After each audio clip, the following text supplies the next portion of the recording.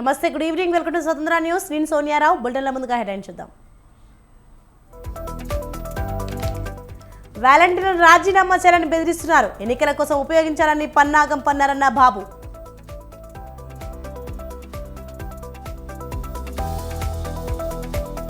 ప్రత్యేక హోదాను బీజేపీకి తాకట్టు పెట్టారు. జగన్పై షర్మిల తీవ్ర ఆరోపణలు.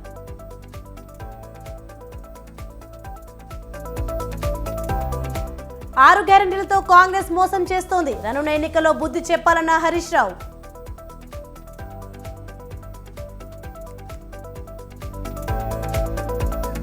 ఫోన్ ట్యాపింగ్ కేసులో దర్యాప్తు ముమ్మరం. ధ్వంసమైన పరికరాల కోసం ప్రయత్నిస్తున్న దర్యాప్తు బృందం.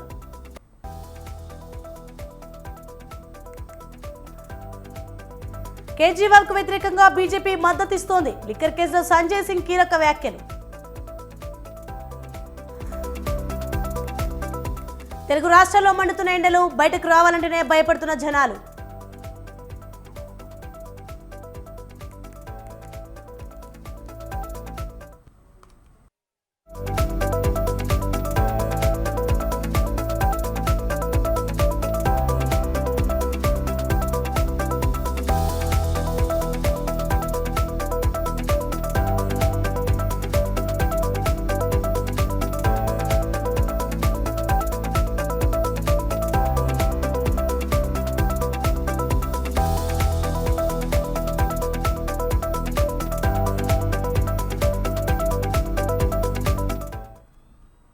మరొక బ్రేకింగ్ న్యూస్ చూస్తున్నాం. హైదరాబాద్ ఉప్పల్ స్టేడియం దగ్గర ఐపీఎల్ మ్యాచ్ సందడి మొదలైంది.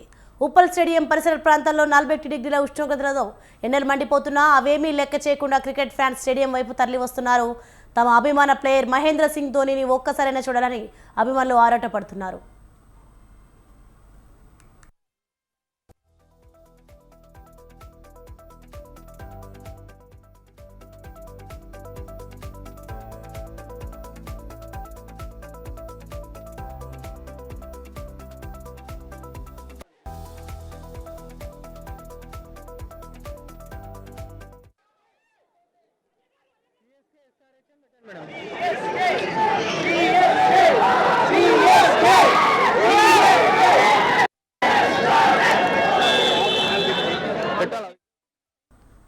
ఇప్పటి వరకు రెండు టీంల మధ్య జరిగిన మ్యాచ్ల్లో ధోనీ సేన సన్ రైజర్స్ పై దండయాత్ర చేస్తూ వచ్చింది.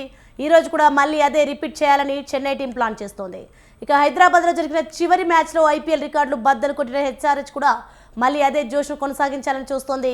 ఉప్పల్ స్టేడియం దగ్గర కొనసాగుతున్న ఐపీఎల్ సందడి గురించి మరిన్ని వివరాలు మా ప్రతినిధి విశాల్ లైవ్ ద్వారా అందిస్తారు.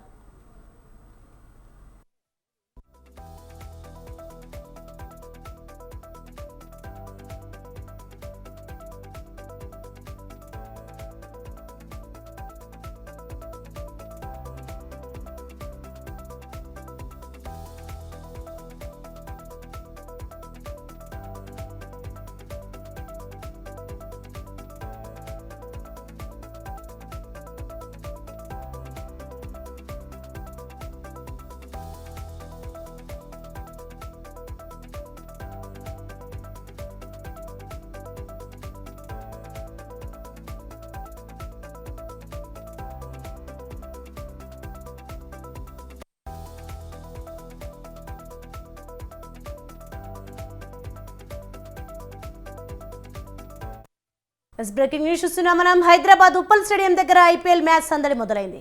ఉప్పల్ స్టేడియం పరిసర ప్రాంతాల్లో 41 డిగ్రీల ఉష్ణోగ్రతలతో ఎండలు మండిపోతున్నా అవేమీ లెక్క చేయకుండా క్రికెట్ ఫ్యాన్స్ స్టేడియం వైపు తరలి వస్తున్నారు. తమ అభిమాన ప్లేయర్ మహేంద్ర సింగ్ ధోనీని ఒక్కసారైనా చూడాలని అభిమానులు ఆరాటపడుతున్నారు.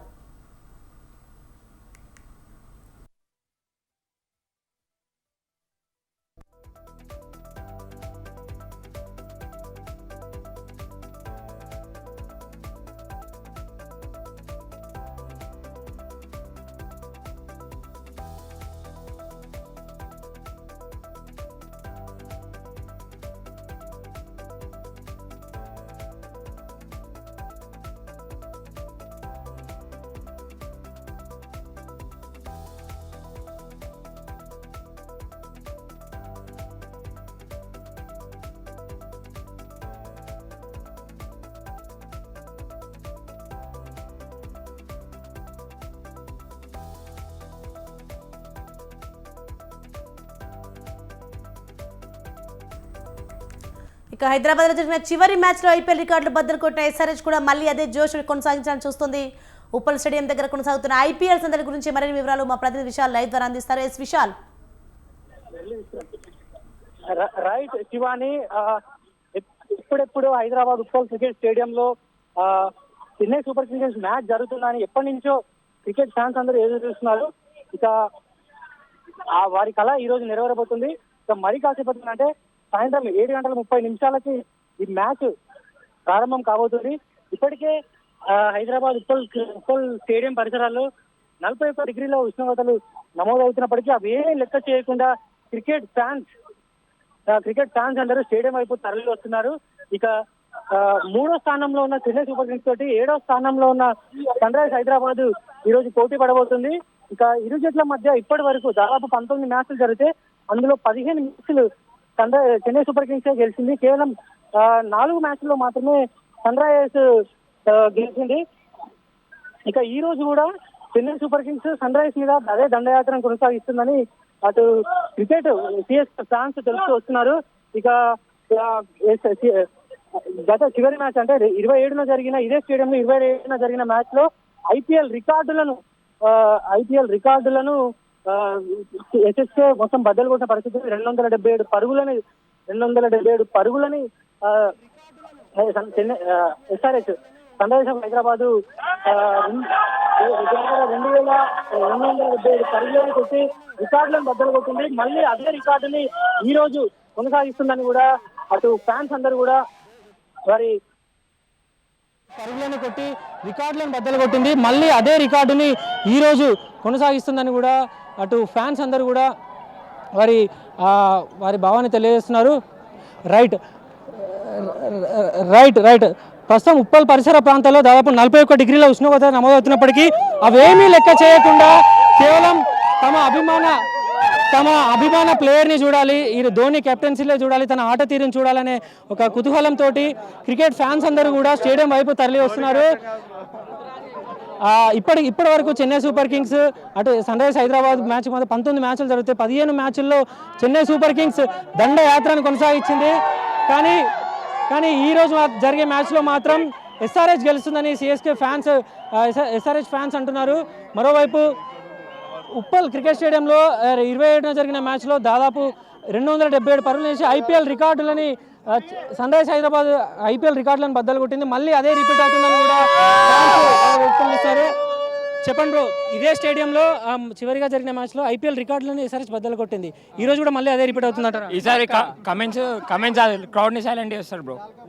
ఈసారి మళ్ళీ రిపీట్ అవుతుంది. ఈ రోజు 300 కొడతారు బ్రో. ఈ రోజు కొత్త రికార్డ్. 15 మ్యాచ్లు సన్ రైజర్స్ హైదరాబాద్ కి సిఎస్కే జరిగిన 19 మ్యాచ్లో 15 మ్యాచ్లు కూడా సిఎస్కేనే గెలిచింది. ఈ రోజు ఎట్లా ఉండబోతుంది? ఈ రోజు కూడా సిఎస్కే గెలుస్తారని నేను అనుకుంటున్నాను. ఓకే, అంటే చెన్నై సూపర్ కింగ్స్ మ్యాచ్ గత ఏడాది ఇక్కడ జరగలేదు, ఈ ఏడాది ఇక్కడ జరుగుతుంది. ఎట్లా ఫీల్ అవుతున్నారు మీరు? చాలా హ్యాపీ ఉంది. ఈ రోజు ఫస్ట్ టైం మేము రావడం స్టేడియంకు. ఈ ఎక్స్పీరియన్స్ కొంచెం హైటెక్ సిటీ నుంచి వచ్చాం. మీరు చెప్పండి, ఎట్లా అనిపిస్తుంది? మేము కరీంనగర్ నుంచి వచ్చాం. ఈరోజు సిఎస్కే వర్సెస్ ఎస్ఆర్హెచ్లో ఎస్ఆర్హెచ్ గెలుస్తుంది అనుకుంటున్నాం. ఆల్దో నేను సిఎస్కే వేసుకున్నా. Let's see Klaasen walks out. మీరు చెప్పండి బ్రో, ఈరోజు ధోని పర్ఫార్మెన్స్ ఎట్లా ఉంటుంది అని ఎక్స్పెక్ట్ చేస్తున్నారు? ఫస్ట్ ధోని బ్యాటింగ్ వస్తే బాగుంటుంది అనిపిస్తుంది బ్రో, కానీ సిఎస్కే బ్యాటింగ్ లైన్ మాత్రం బాగుంది. So I hope.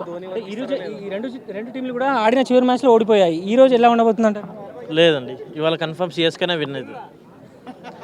డ్యామ్ షూర్గా చెప్తున్నాను. కానీ ధోని ఒక బ్యాటింగ్ వస్తే బాగుంటుంది, దానికోసం అందరం వచ్చినాం. ఓకే, ఇదే స్టేడియంలో ఐపీఎల్ రికార్డులని ఎస్ఆర్హెచ్ బద్దలు కొట్టింది. ఈ రోజు ఇది బ్యాటింగ్ పిచ్ అని క్రికెట్ విశ్లేషకులు కూడా అంటున్నారు. ఎట్లా ఉండబోతుంది? సేమ్ 200 పైన ఎక్స్పెక్ట్ చేస్తున్నాం. ధోని రావాలి,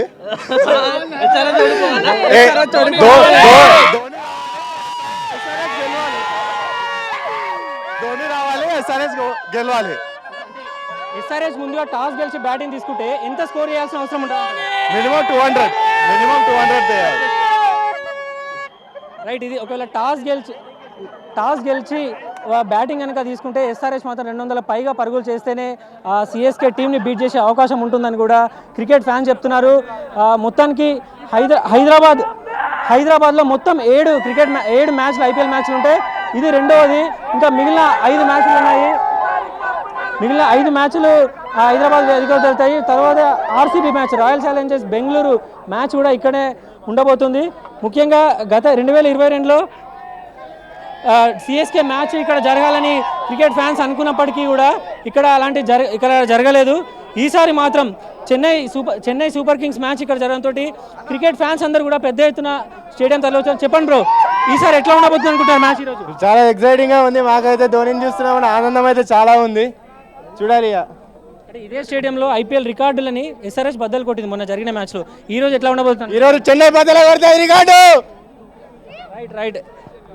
ఇది మొత్తానికి 41 డిగ్రీల ఉష్ణోగ్రతలు నమోదవుతున్నప్పటికీ అవేమీ లెక్క చేయకుండా క్రికెట్ ఫ్యాన్స్ అందరూ కూడా IPL stadium Uppal cricket stadium దగ్గరికి తరలి వస్తున్నారు. ఇక సాయంత్రం 7:30 ఈ మ్యాచ్ ప్రారంభమవుతుంది. సీఎం రేవంత్ రెడ్డి సైతం ఈ మ్యాచ్ చూసేందుకు వస్తారని కూడా సీఎం కార్యాలయం నుంచి కూడా సమాచారం వస్తుంది. ఇక సినీ రాజకీయ ప్రముఖులందరూ కూడా ఈ మ్యాచ్కి తరలి వచ్చే అవకాశం ఉంది. ఎందుకంటే ధోని ఇదే చివరి మ్యాచ్ అంటున్నారు. ఎందుకంటే కెప్టెన్సీ నుంచి తప్పుకోవడంతో ఇదే ధోని ఆడే చివరి మ్యాచ్ అని కూడా ఈ సీజనే అంటున్నారు. కాబట్టి ఇక ధోనిని ఎక్కువ మంది చూడాలని కూడా అనుకుంటున్నారు. ఇది ప్రస్తుతం ఐపీఎల్ దగ్గర కొనసాగుతున్న సందడి ఇష్యూ అని. Thank you Vishal.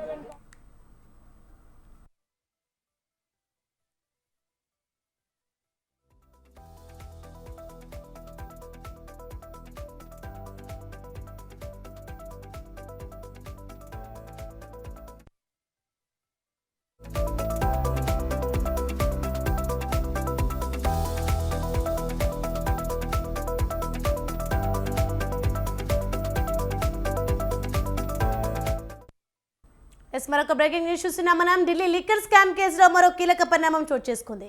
ఎమ్మెల్సీ కవితను విచారించేందుకు సిబిఐ రంగంలోకి దిగింది. లిక్కర్ స్కామ్ కేసులో విచారణకు అనుమతి కోరుతూ ఢిల్లీలోని రౌస్ ఎవెన్యూ కోర్టులో పిటిషన్ దాఖలు చేసింది.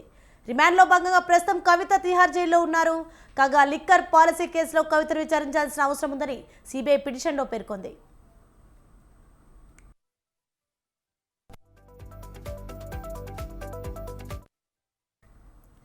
ఇక ఇదే కేసులో ఎన్ఫోర్స్మెంట్ డైరెక్టరేట్ అధికారులు కవితను మార్చి 15 అదుపులోకి తీసుకొని కొన్ని రోజుల పాటు విచారించింది. అనంతరం రౌస్ ఎవెన్యూ కోర్టులో హాజరుపరచగా కవితకు జ్యుడిషియల్ కస్టడీ విధించింది. దీంతో ఆమెను తీహార్ జైలుకు తరలించారు. ప్రస్తుతం కవిత తీహార్ జైల్లో ఉంటున్నారు. తాజాగా తమ కస్టడీకి ఇవ్వాలని సిబిఐ కోరగా న్యాయస్థానం విచారణకు అనుమతించింది.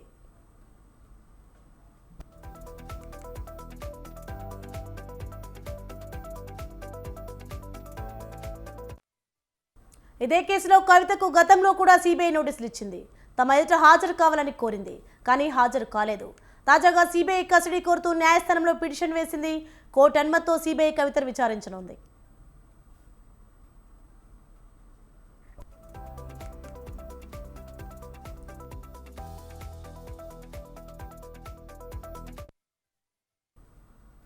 తెలంగాణలో జరిగే లోక్సభ ఎన్నికల్లో తమ పార్టీ బీజేపీకి మద్దతిస్తుందని లోక్ జనశక్తి రాష్ట్ర అధ్యక్షులు కొమ్మినేని వికాస్ క్లారిటీ ఇచ్చారు. ప్రస్తుత ఎన్నికల్లో లోక్ జనశక్తి పార్టీ పోటీలో ఉండడం లేదని, తర్వాత జరిగే స్థానిక సంస్థల ఎన్నికల బరిలో ఉంటుందని ఆయన స్పష్టం చేశారు. దేశవ్యాప్తంగా జరిగిన అభివృద్ధిని పరిగణలోకి తీసుకుని తమ పార్టీ అధినాయకత్వం ఎన్డీఏలో చేరిందని తెలిపారు. లోక్ జనశక్తి పార్టీ జాతీయ అధ్యక్షులు చిరాగ్ పాశ్వాన్ బలాన్ని చూసి బీజేపీ ఎన్డీఏ కూటమిలో చేర్చుకుంటుందన్న అంటున్న ఎల్పీజీ రాష్ట్ర అధ్యక్షులు కొమ్మినేని వికాస్తో మా ప్రతినిధి నరేష్ ఫేస్ టు ఫేస్. నేపథ్యంలో పార్టీలు విస్తృతంగా ప్రచారం చేస్తూ ఉన్నాయి. ఎన్డీఏ కూటమిలోని పార్టీలు ఎన్డీఏకి గెలిపించాలి అని చెప్పి కూడా ప్రచారం చేస్తున్న నేపథ్యంలో మనతో పాటు లోక్ జనశక్తి పార్టీ తెలంగాణ రాష్ట్ర అధ్యక్షుడు కొమ్మినేని వికాస్ గారు ఉన్నారు. వారిని అడిగి తెలుసుకునే ప్రయత్నం చేద్దాం. నమస్తే వికాస్ గారు. Right, first congratulations. ఎందుకంటే లోక్ జనశక్తి పార్టీ రాష్ట్ర అధ్యక్షునిగా మీరున్నారు. లోక్సభ ఎన్నికలను మీ పార్టీ ఏ రకంగా ఎదుర్కోబోతుంది? తెలంగాణలో మీరు ఏమైనా పోటీ చేస్తూ ఉన్నారా? లోక్ జనశక్తి పార్టీ రామ్ విలాస్ మా చిరాగ్ పాస్వాన్ అధ్యక్షతన ఈ రోజున ఎన్డీఏలో ఉంది. బీజేపీకి సపోర్ట్ చేసేటటువంటి పార్టీ ఇది. దీనికి తెలంగాణ రాష్ట్రానికి నేను అధ్యక్షునిగా ఇక్కడ బీజేపీ పార్టీకి మా యొక్క మద్దతు తెలపాలని నిర్ణయం చేసుకోవడం జరిగింది. ఈ మధ్యన కిషన్ రెడ్డి గారిని కూడా కలిసి వారికి కూడా మేము తెలియజేయటం జరిగింది.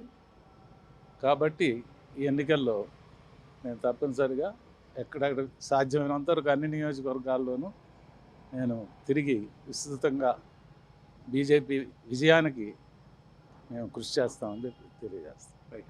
అదే సమయంలో సార్, ఇప్పుడు ఈ లోక్ జనశక్తి పార్టీకి సంబంధించి రామ్ విలాస్ పాస్వాన్ అధ్యక్షుడిగా ఉన్నప్పుడు పార్టీ చాలా బలంగా ఉంది. తర్వాత పార్టీ చీలిపోయింది, గుర్తులకు సంబంధించి తగాదా జరిగింది. ఇప్పుడు లోక్ జనశక్తి పార్టీలు రెండు ఉన్నాయి, కొంత గందరగోళంగా ఉంది కదా, ఏంటి ప్రస్తుత పరిస్థితి ఏంది, ఎందుకు చీలిపోవాల్సి వచ్చింది, సైద్ధాంతికపరమైన విభేదాలు ఏమైనా ఉన్నాయా, ఎవరిది అసలైన ఫ్యాక్షను, ఎన్డీఏ ఏ పార్టీలో ఉంది, ఏ పార్టీలో ఎన్డీఏ ఏ పార్టీ ఉంది? మొన్నటిదాకా ఎన్డీఏలో ఏదైతే రామ్ విలాస్ పాస్వాన్ గారు స్థాపించినటువంటి లోక్ జనశక్తి పార్టీ రెండుగా విడిపోయిన మాట వాస్తవమే.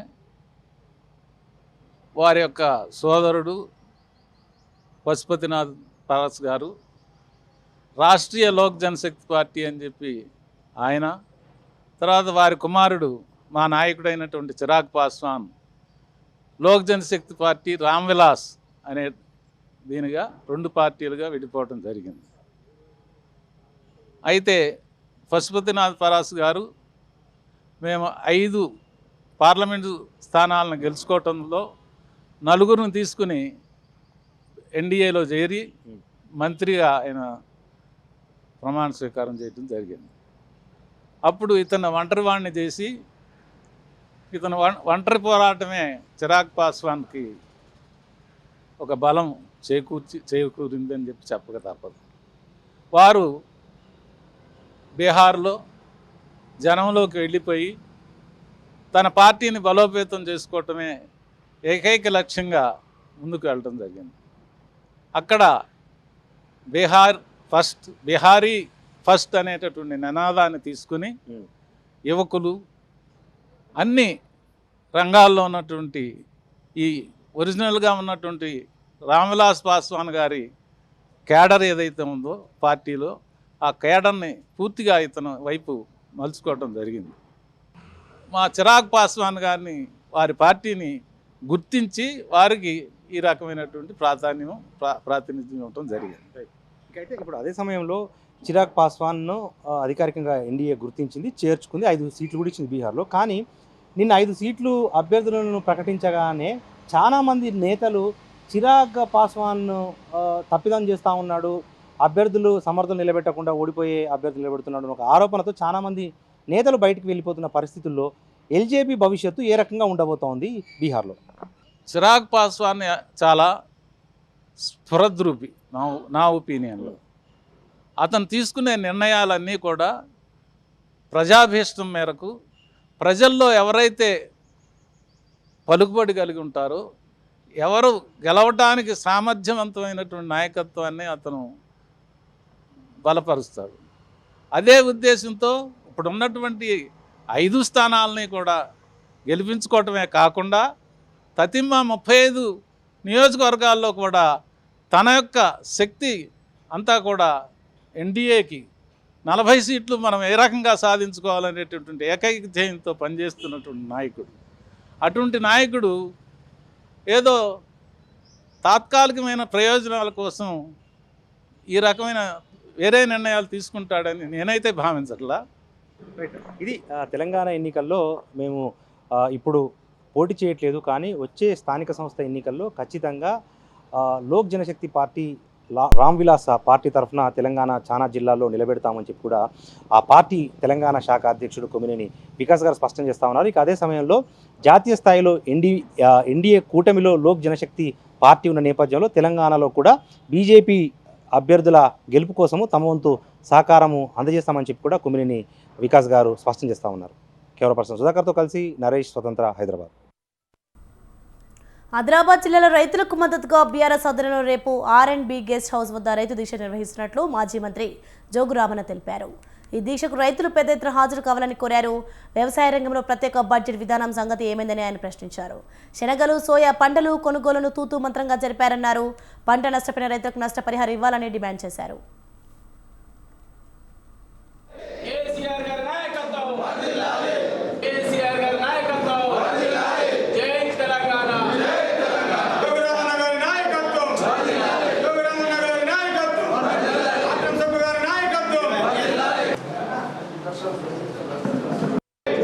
గారి నాయకత్వం,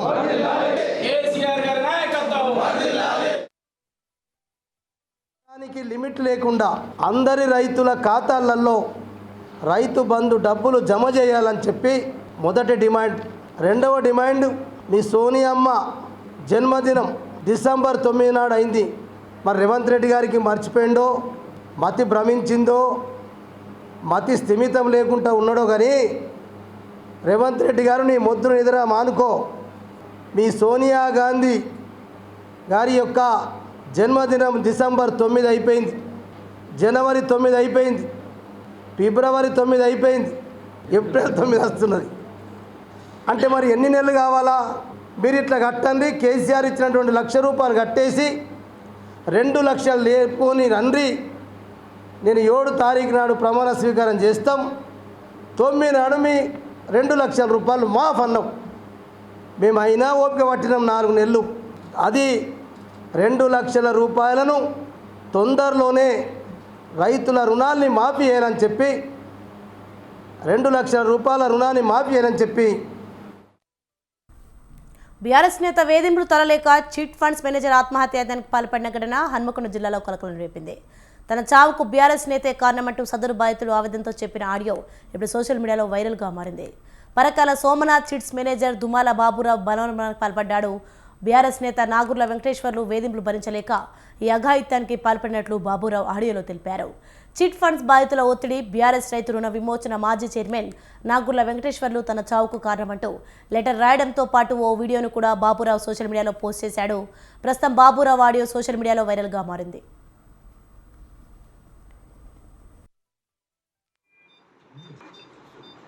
బీఆర్ఎస్ రాష్ట్ర నాయకులు, తెలంగాణ రాష్ట్ర రైతు రుణ విమోచన మాజీ చైర్మన్ నాగుర్ల వెంకటేశ్వర్రావు గారు సోమనాథ్ చిట్ ఫండ్ చైర్మన్గా ఉన్నారు. సోమనాథ్ చిట్ ఫండ్లో అతని పెట్టుబడి 0. అతని పెట్టుబడి నేనే పెట్టి కొన్ని నెలల తర్వాత వెంకటేశ్వర్లు గారి పేరు మీద 25 లక్షలు చిట్టి వేసి ఎత్తి నేను పెట్టుబడి పెట్టిన డబ్బులు తీసుకున్నాను. సుమారు 3 సంవత్సరాల తర్వాత వెంకటేశ్వర్లు గారు చిట్ ఫండ్ నుండి వెళ్ళిపోతాను, నాకు నా వాటా మరియు గుడ్విల్ ఇవ్వాలి అన్నారు. ఒకరోజు నన్ను హరిత హోటల్కి రమ్మన్నారు. వారు వెంకటేశ్వర్లు గారికి ₹1,20,00,000 ఇవ్వమన్నారు. వెంకటేశ్వర్లు కొన్ని రోజుల తర్వాత మాట్లాడే ఉంది రమ్మన్నారు. నేను వారి ఇంటికి వెళ్ళేసరికి అటు ప్లాట్ను వెంకటేశ్వర గారు తన పేరు మీద రిజిస్ట్రేషన్ చేయమని ₹50 లక్షల నాకు ఇచ్చినట్టు ఒక పేపర్ రాసి నన్ను సంతకం పెట్టమన్నారు. నేను సంతకం పెట్టను అన్నాను. అప్పుడు వెంకటేశ్వర్లు మరో వ్యక్తి ఇద్దరు కలిసి నాపై దాడి చేసి అమ్మనాబూతులు తిట్టుకుంటూ కర్రలు, వాటర్ బాటిళ్లతో సుమారు 10 నిమిషాలు కొట్టారు. కొట్టి నాతో బలవంతంగా సంతకం చేయించుకున్నారు. కొట్టిన విషయాన్ని బయటకు చెప్తే నీ కుటుంబాన్ని చంపేస్తామని బెదిరించారు. వెంకటేశ్వర గారు చిట్ ఫండ్తో నాకు సంబంధం లేదు, మీరు బాబురావు ఇంటికి వెళ్ళి డబ్బులు వసూలు చేసుకోండి అని పంపించారు. అలా చాలామంది వచ్చి అమ్మనా బూతులు తిట్టుకుంటూ బలవంతంగా నన్ను ఇంటి నుండి బయటకు నెట్టి ఇంటికి మరి గేట్లకు తాళాలు వేశారు. నా చావుకు పూర్తి బాధ్యత బీఆర్ఎస్ రాష్ట్ర నాయకులు నాగుర్ల వెంకటేశ్వర్ల గారు మరియు నాగరాజు గారులదే. బీఆర్ఎస్ రాష్ట్ర నాయకులు